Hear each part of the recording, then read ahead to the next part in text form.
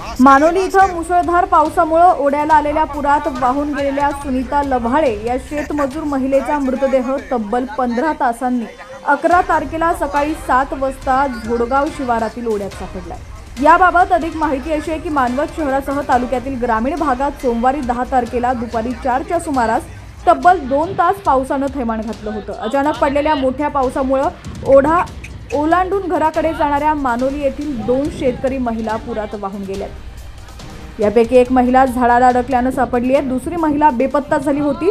सुनीता लव्हाळे वय 40 असं पुरात वाहून गेलेल्या महिलेचं नाव असून रंजना भास्कर सुरवसे वय 42 असं सापडलेल्या महिलेचं नाव आहे।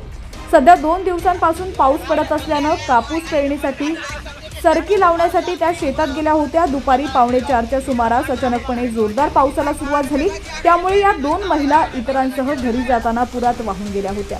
त्यापैकी रंजना सुरवसे या एका झाडाला अडकल्यानं तब्बल 1 तासानं सोबतच्या ग्रामस्थांनी त्यांना पुराच्या पाण्यातून बाहेर काढलं, परंतु पुरात वाहून गेलेली महिला सुनीता लव्हाळे यांचा शोध ग्रामस्थांसह महसूल प्रशासनाची आपत्ती व्यवस्थापन टीम घेत होती।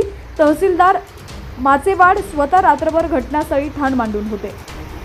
काल सकाळी 7 वाजता महिलेचा मृतदेह झोडगाव शिवारात काटोरी झुडपात अडकलेल्या अवस्थेत सापडलाय। पावसाचे अपडेट सर्वात आधी पाहण्यासाठी HPN मराठी न्यूज चॅनलला सबस्क्राइब करा आणि बेल आयकॉनवर क्लिक करून नोटिफिकेशन्स मिळवा, जेणेकरून आमचे अपडेट्स लवकरात लवकर तुमच्यापर्यंत पोहोचतील।